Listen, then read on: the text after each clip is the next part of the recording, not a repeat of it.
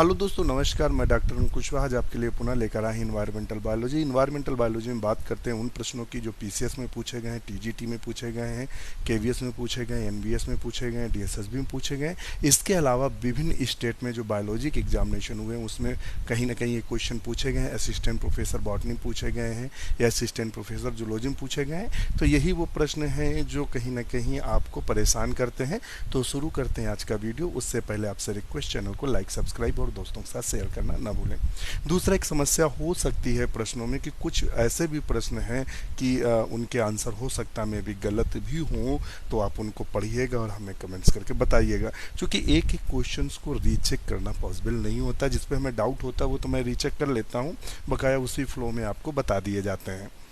तो शुरू करते हैं वीडियो। अगर आवाज़ आपको कम स्पीड में लगती है, आप ज़्यादा स्पीड में देखना चाहते हैं, तो यूट्यूब पर जैसे जाएंगे तो वहाँ 3 डॉट बन के आते हैं, उस पर क्लिक करेंगे। पिक्चर क्वालिटी एक आती है स्पीड पे आप स्पीड बढ़ाकर वीडियो जल्दी जल्दी भी देख सकते हैं। मतलब हाई स्पीड पे, जैसे आप सीडी या डीवीडी प्लेयर में आप स्पीड बढ़ा लेते हैं ना, जैसे गाने वगैरह नहीं देखना पसंद करते हैं तो स्पीड बढ़ाकर गाने निकाल देते हैं, तो उस हिसाब से आप बढ़ाकर भी देख सकते हैं। तो यहाँ क्वेश्चन जो पूछा था, an ecological study undertaken in rain forest of north eastern India is, तो उसको सिन इकोलॉजी बोलेंगे। क्या बोल देंगे? सिन इकोलॉजी। बड़ा अच्छा क्वेश्चन है। उसने डायरेक्ट सिन इकोलॉजी के डेफिनेशन या उसके बारे में नहीं पूछा है। उसने उत्तर पूर्वी भारत में वर्षा प्रचुर वन में किया गया पारिस्थितिक अध्ययन है, तो वो है सिन इकोलॉजी। तो आप ये ध्यान रखिएगा। नेक्स्ट क्वेश्चन देखते हैं।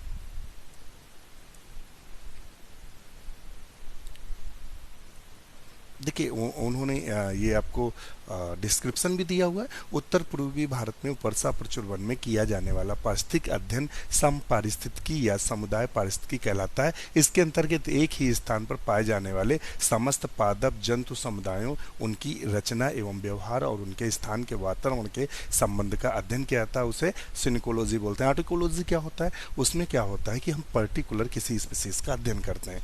नेक्स्ट क्वेश्चन है, major pollutant emitted by automobile, स्वचालित वाहन द्वारा उत्सर्जित प्रमुख प्रदूषक है। तो प्रमुख प्रदूषक इसमें कार्बन मोनोऑक्साइड है। कार्बन मोनोऑक्साइड जो होता है, ये भी जानकारी दे दें, ये 200 गुना जल्दी हमारे हीमोग्लोबिन के साथ मिल जाता है। तो ध्यान रखिएगा, सबसे हानिकारक माना जाता है। और आपने देखा होगा कि अक्सर न्यूज़पेपर में न्यूज़ आती हैं कि रात में सर्दियों की रात्रि में लोगों ने अंगीठी कमरे में जलाई और सो गए, और सुबह कोई उठा ही नहीं, सब मरे हुए पाए गए।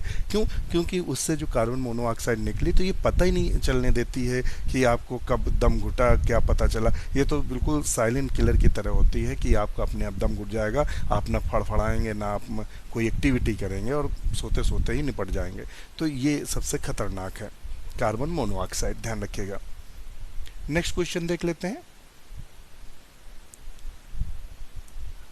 Desert plants have longer root system because, मरुस्थलीय पौधों में जड़ तंत्र अत्यधिक विकसित होता है। सिंपल सी बात है, वहाँ पानी का अभाव होता है, तो जड़ तंत्र ज़्यादा विकसित होगा, तो वो ज़्यादा पानी एब्जॉर्ब कर सकते हैं। पानी अगर थोड़ा दूर भी है तो वहाँ से भी पानी ले सकते हैं। तो मरुस्थलीय पौधों में अत्यधिक जड़ तंत्र विकसित की प्रक्रिया अनुकूलन के कारण होती, ताकि वहाँ वह जीवित रह सकें। ध्यान रखिएगा। तो इस तरह से हो सकता है। तो मरुस्थलीय पौधों में जड़ तंत्र अधिक विकसित होता है, जिससे पौधे आसानी से भूमि में उपस्थित खनिज, लवण व जल का अवशोषण करते हैं। जड़ों में वृद्धि जल की खोज के लिए आवश्यक होता है, जिससे पौधे गहराई से जल, खनिज, लवण प्राप्त करते हैं। इसका ऑप्शन डी सही है। कौन सा सही है? Option D. जड़ें पानी की खोज में वृद्धि करती हैं। ठीक है। एक ऑप्शन इसका सी भी सही हो सकता है। मरुस्थलीय पौधों में अत्यधिक जड़ तंत्र विकास की प्रक्रिया अनुकूलन के कारण होती है, ताकि वह जीवित रह सकें। ए भी सही है और ए भी सही है। अब आयोग ने जो माना है वो ऑप्शन डी माना हुआ है। भाई हमारे हिसाब से तो सी भी सही है, क्योंकि अनुकूलन है, और डी आयोग ने माना है, तो ऑप्शन इसका डी सही मानेंगे। ठीक है। ये क्वेश्चन ऐसे होते हैं कि पता लगा चारों के चारों ऑप्शन समानता दिखा रहे हैं, तो इसको ऑप्शन डी लेकर चलेंगे। 270 नंबर पे देखेंगे, the two spines on water chestnut fruit represent सिंघाड़े के फल के दोनों कांटे सदृश संरचनाएं किससे विकसित होती हैं अर्थात प्रदर्शित होती हैं। तो ये हम आपको बता दें कि ये किसके होते हैं, तो ये ऑप्शन सेपल्स है। जो सेपल्स होते हैं, सेपल्स जिसे हम बादल बोलते हैं, इसके रूपांतरण से बनते हैं। सिंघाड़ा के फल में दो कांटे निकले रहते हैं, जो सिंघाड़ा खाते हैं वो सेपल के मॉडिफिकेशंस हैं। विविपैरी इन प्लांट मीन्स, पौधों में विविपैरी जो होता है सिंघाड़े के फल, अच्छा ये तो मैंने बता दिया है। विविपैरी प्लांट्स मीन्स जो विविपैरी प्लांट्स होते हैं, तो आप सब जानते हैं। देखिए सबसे ज़्यादा जो क्वेश्चन गलत होने के चांस होते हैं, तो वो जो तथ्यों पर आधारित क्वेश्चन होते हैं सबसे ज़्यादा गलत होते हैं। मैं क्या, आप क्या, कोई भी व्यक्ति तथ्यों पर आधारित जो प्रश्न होते हैं वो समस्या खड़ी करते हैं, क्योंकि तथ्य बिल्कुल मिलते जुलते होते हैं और उन तथ्यों में कंफ्यूजन बहुत होता है। आपको लगता है ये भी सही है, लो ये भी सही है, पता लगा चारों ऑप्शन आपको सही लग रहे हैं। यही तथ्य वाले क्वेश्चंस मेरिट का डिस्टर्बेशन करते हैं। तो विविपैरी पौधे का अर्थ पूछ रहा है, बीजों के तने की उस खांच में अंकुरण जहां कुछ मिट्टी हो, मूंगफली के फल बनने की बहुत प्रारों का संगठन, मात्र पौधे के फल बीज का अंकुरण जो कि पौधों पर संलग्न होता है। ऑप्शन इसका डी सही है। विविपैरी पाई किस में जाती है, तो ऐसे मैनग्रूव जो प्लांट्स होते हैं, या बोल सकते हैं जो समुद्री पौधे होते हैं, लवणोद्भिद पौधे होते हैं, उनमें ये देखने को मिलती है। क्योंकि अगर वो उनका पौधा अंकुरित हो जाता है, पेड़ में लगे लगे, तो गिरता है और वो डेवलप कर जाता है। अगर पौधा का जो बीज है गिरा, तो हाई जो सॉल्ट है उसके कारण वो उग नहीं पाएगा। नेक्स्ट क्वेश्चन है, निम्नलिखित में कौन सा एक पौधा अति लवणीय समुद्र तटीय दशाओं के लिए अनुकूलित होने का एक उदाहरण है। नेक्स्ट क्वेश्चन है, which one of the following is an example of a plant adapted to the highly saline coastal condition. निम्नलिखित में से कौन सा एक पौधा अति लवणीय समुद्र तटीय दशाओं के लिए अनुकूलित होने का एक उदाहरण है। तो आप इसमें चार ऑप्शन दिए हुए हैं, तो इनमें से ये टीजीटी बायोलॉजी 2003 में पूछा गया क्वेश्चन है। तो इनमें वो कौन सा पौधा है जो समुद्र तटीय एरिया में पाया जाता है। तो इसमें से कौन सा है, ए नंबर है सोनेरेसिया एसिडा, पौधा अति लवणीय समुद्र तटीय दशाओं के लिए अनुकूलित है। यह हेलोफाइटिक पौधा है, यह दलदली व लवणीय स्थानों पर उगता है। एनाकार्डियम ऑक्सीडेंटल उसमें दिया हुआ है बी नंबर पे, को सामान्य भाषा में काजू कहा जाता है। तो ये तो कोई मतलब ही नहीं हुआ काजू का।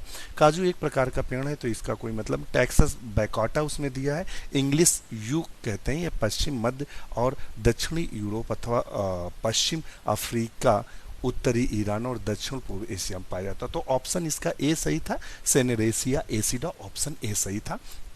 नेक्स्ट क्वेश्चन देख लेते हैं, which one of the following human activities would cause least damage to the ecosystem. निम्नलिखित में से कौन सा मानवीय क्रियाकलाप परितंत्र को न्यूनतम हानि पहुंचाता है।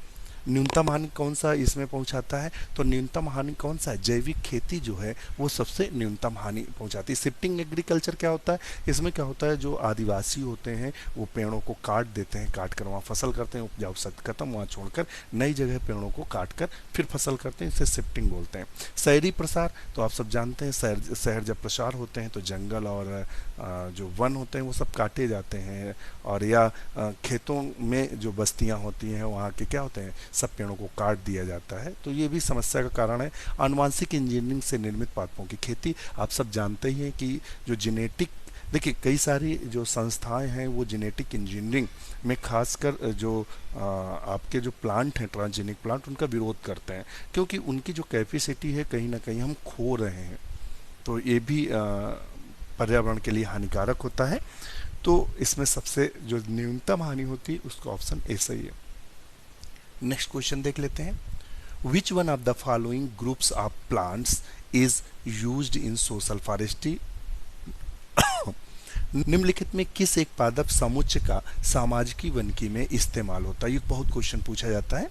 सामाजिकी वनिकी में देखिए कौन से सबसे ज़्यादा यूज़ किए जाते हैं, तो आम, पीपल, नीम और पोइनसेटिया जो है ये यूज़ किए जाते हैं। तो ऑप्शन इसका ए सही है। देखना पीपल, नीम, आप जब जाएंगे रोड के किनारे तो देखेंगे कि जो नए पौधे लगाए जाते हैं वहाँ पीपल और नीम, बरगद, आम, तो जामुन, बड़े पत्ते वाले पौधों को ज़्यादा महत्व दिया जाता है।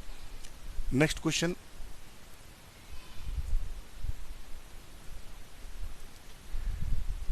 bearing the Himalayan region, India can be divided into following four major vegetational zone. हिमालयी प्रदेश को छोड़कर भारत के निम्न चार प्रमुख वनस्पति क्षेत्रों में विभक्त किया जा सकता है। तो वो कौन कौन से क्षेत्र हैं, ये ऑप्शन उसने दे रखा हुआ है। तो इसका ऑप्शन ए सही है। ए में क्या आएगा, फर्स्ट, सेकेंड और थर्ड और फोर्थ इन्होंने दे रखा है। उष्णकटिबंधीय पर्वतीय वन, उष्णकटिबंधीय वर्षा वाले वन, कंटकी एवं गुल्म वन और ज्वारीय वन। नेक्स्ट क्वेश्चन देख लेते हैं। ये मैच लिस्ट कराना है। सूची फर्स्ट को सेकेंड से लाक्षणिक आवास का सुमेल कीजिए और सूचियों के नीचे दिए हुए कूट का उपयोग करते हुए सही उत्तर का चयन कीजिए। तो देख लेते हैं कौन कौन से इनके सही उत्तर हैं, चयनित करते हैं। तो राइजोफोरा आप सब जानते हैं कि ये मैनग्रूव है, तो डी का 4 लेके चलते हैं। तो एक ही से मिला के देख लेते हैं डी में 4 कहाँ है, डी में 4 ये, तो ऑप्शन इसका डी ही सही होगा। एक ही से देखो पता चल गया। तो राइजोफोरा मैनग्रूव है। लोरेथस है, लोरेथस वृक्षों की शाखाओं पर चलता है। एनोगैलिस जो है गेहूं का खेत, और यूट्रिकुलेरिया जल। तो अब नेक्स्ट क्वेश्चन देख लेते हैं। फिल्लोक्लेड इज द मॉडिफिकेशन ऑफ ए फिल्लोक्लेड, संशोधन है इस एक का, तो वो स्टेम का है। फिल्लोक्लेड तना का परिवर्तित रूप है। ये बहुत क्वेश्चन पूछा जाता है, फिल्लोक्लेड क्या है। ये स्टेम मॉडिफाइड स्ट्रक्चर्स होता है और जीरोफिटिक पौधों में देखने को मिलता है, जैसे कि नागफनी में। नेक्स्ट क्वेश्चन है, epiphytes are plant that grow on other plant for. Epiphyte वो पौधे होते हैं जो अन्य पौधों पर उगते हैं। वो किसके लिए उगते हैं, तो वो किसके लिए उगते हैं, वो शेल्टर या आश्रय के लिए उगते हैं। किसके लिए, शेल्टर या आश्रय के लिए उगते हैं। वाटर एंड मिनरल, जल की खनिज के लिए, या छाया भोजन, तो ऑप्शन इसका सी सही। एपीफाइट पौधे वो पौधे होते हैं जो अन्य पौधों पर उगते हैं। ये भोजन ग्रहण नहीं करते हैं। पत्तियों में क्लोरोफिल पाया जाता है, ये भोजन अपना स्वयं बना लेते हैं। तो ये आप समझ रहे हैं क्या करते हैं, दूसरों पर आश्रय के लिए उगते हैं। नेक्स्ट क्वेश्चन है, first bio insecticide develop on commercial scale was. पहला इंसेक्टिसाइड जो कमर्शियल स्केल पर किया गया, तो क्या है, क्यूनिन है। क्या है, क्यूनिन। वाणिज्यपरक विकसित पहला जैव कीटनाशी क्यूनिन था। क्यूनिन का प्रयोग दवा के रूप में होता है। इसके द्वारा मलेरिया का उपचार किया जाता है। अब ये क्वेश्चन हमें थोड़ा सा कंफ्यूजन लग रहा है, बायो इंसेक्टिसाइड बोल रहा है और यहाँ ऑप्शन क्यूनिन दे रहा है, तो थोड़ा सा ये ऑप्शन हमें कंफ्यूजन पैदा कर रहा है। तो ऑप्शन इसका डी सही होगा। क्या सही होगा, डी नंबर सही होगा। स्पोरिन, क्या होगा, Sporeine. The first bio insecticide develop the commercial scale was the Sporeine. Sporeine is the trade name given to the commercial product made of the bacillus thuringiensis। thuringiensis देखिए, जो BT cotton था इसी का jeans use किया गया था। एक ये भी ध्यान रखना, जो बीटी कॉटन बना था तो बैसिलस thuringiensis का ही जीन यूज किया गया है, तो इसी से प्राप्त किया गया था। The active ingredient, the Bacillus thuringiensis is a toxic protein which get the activated in the alkaline pH of the insect. The protein actually binds the specific sites on the midgut insect and create pores which destroy the pest. It is the mainly used an insecticide in agriculture. The earliest commercial production of the BT began in the France in approximately 1938 under the trade name Sporin। तो इसके लिए इसका correct answer D होगा, क्योंकि जो quinine है ये insecticide है ही नहीं। ये क्या करता है, ये इंसेक्टिसाइड है नहीं, ये मलेरिया की दवा है। तो इंसेक्टिसाइड का कोई मतलब नहीं, कीड़ों को मारने का कोई काम नहीं। तो वहाँ ऑप्शन गलत दिया है, ऑप्शन इसका हमारा डी सही होगा। यहाँ ऑप्शन हमारा डी सही होगा, ए ऑप्शन गलत है, आप ध्यान रखिएगा। फिर भी अगर आपको कुछ लगता है तो हमें जरूर कमेंट करिएगा। तो हमारे हिसाब से इसका ऑप्शन डी सही है, ए ऑप्शन गलत है। नेक्स्ट क्वेश्चन देख लेते हैं। Main renewable source of energies, ऊर्जा का मुख्य नवीनीकरणीय स्रोत है। तो नवीनीकरणीय जो स्रोत है वो कौन सा है, तो आप बताइएगा। वो है फॉरेस्ट। ऊर्जा का मुख्य नवीनीकरण स्रोत वन है। ऊर्जा के दूसरे नवीनीकरण स्रोत पेट्रो प्लांट्स, बायोमास, ईंधन, गैस, मवेशियों का गोबर, सूर्य ऊर्जा, जल ऊर्जा, वायु ऊर्जा आदि। नेक्स्ट क्वेश्चन देख लेते हैं। Soil erosion can be prevented by, भूक्षरण को रोका जा सकता है मानवीय क्रियाकलाप को प्रतिबंध करके, अच्छा पौधा आच्छादन द्वारा, पशुओं का आवाजाही पर नियंत्रण केवल विंड स्क्रीन द्वारा। तो इसमें ऑप्शन बी सही है, अच्छा पौधा आच्छादन द्वारा, यानी गुड प्लांट कवर के द्वारा, प्लांटेशन करके। नेक्स्ट क्वेश्चन है, in submerged hydrophytes which of the following present जलमग्न जलोद्भिद में निम्नलिखित में से क्या रहता है?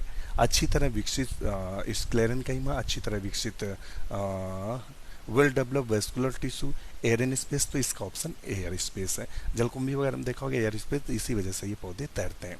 Aquatic plant have a well developed, जलीय पौधों में सामान्यता होता है एक सुविकसित, तो सुविकसित क्या होता है? एरेनकाइमा सिस्टम सबसे ज़्यादा इनमें डेवलप होता है।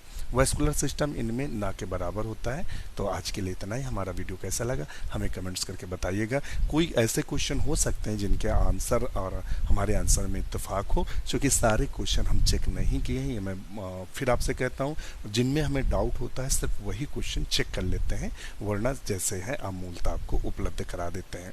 तो इसी के साथ नमस्कार।